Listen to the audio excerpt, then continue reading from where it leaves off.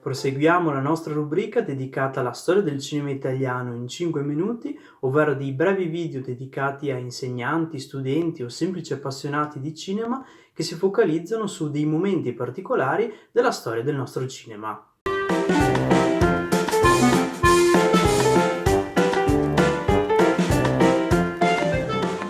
L'espressione spaghetti western nasce in America negli anni 60 per definire i film di produzione italiana di genere western prodotti con budget e mezzi molto ridotti. I critici americani impazzirono per questi film e si divertirono a definire su basi culinarie tutti i western non prodotti in America. Troviamo così i paella western, se prodotti in Spagna, i camembert west se francesi e i sauerkraut western se prodotti in Germania. In Italia il genere è dominato e codificato dal regista Sergio Leone, che inaugura questa fortunata stagione del western all'italiana con la pellicola Per un pugno di dollari, che esce nel 1964 e inizia una fortunata trilogia, quella del dollaro, che proseguirà con le pellicole Per qualche dollaro in più del 1965 e Il buono, il brutto e il cattivo del 1966.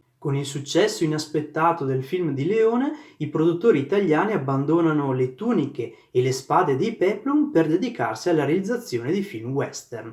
Tra i registi più significativi del western all'italiana troviamo Duccio Tessari e Sergio Corbucci, due autori che sperimentano e contaminano il genere con elementi ironici, comici e che abbattono l'etica del western classico. In effetti lo spaghetti western si differenzia molto da quello che è il cinema western americano, per intenderci quello di John Ford, e tra le caratteristiche sue principali troviamo in primis il protagonista è quasi sempre un antieroe, mosso non da ideali ma per interessi personali. Più delle volte ha bisogno di denaro. È poco ottimista e appare molto cinico. Si sfuma così la distinzione molto presente nel western classico del personaggio buono e quello cattivo. Si crea un'ambiguità rilevante e anche dal punto di vista visivo il buono di turno appare sporco, trasandato, a differenza dei perfetti eroi positivi, quasi dei vestiti inamidati, interpretati da Gregory Peck e John Wayne. Il tono di fondo della trama è negativo, non si esaltano valori positivi e vengono presentate scene violente e crude. Trova molto spazio l'azione e i dialoghi vengono ridotti, in alcuni casi come nei film di Leone si preferisce il silenzio.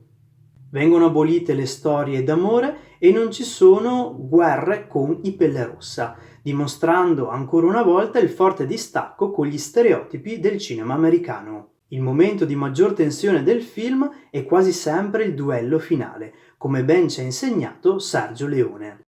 Le ambientazioni sono per lo più desertiche, in piccole città, la fotografia in questi film si fa più sporca, più realistica e molti set di film western all'italiana vengono allestiti nel centro Italia, in alcune zone montane e soprattutto in Spagna, nelle regioni dell'Andalusia. Passa in primo piano la colonna sonora che rompe a tratti i silenzi dei protagonisti e ne evidenzia gli sguardi e ne sottolinea le azioni, da ricordare il perfetto connubio artistico tra Sergio Leone ed Ennio Morricone.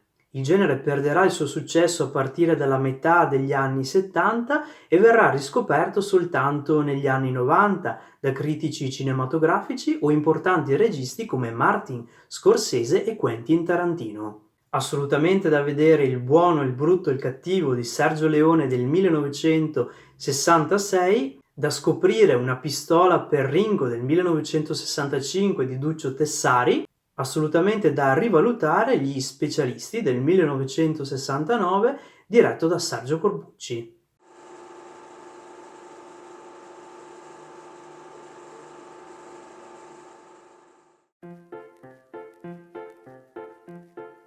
Per rimanere informato sugli ultimi caricamenti del canale Classici del Cinema Italiano, ricordati di iscriverti e di attivare le notifiche, così non ti perderai più i film in premiere e i nuovi video di cinema italiano in pillole. Grazie e buona visione!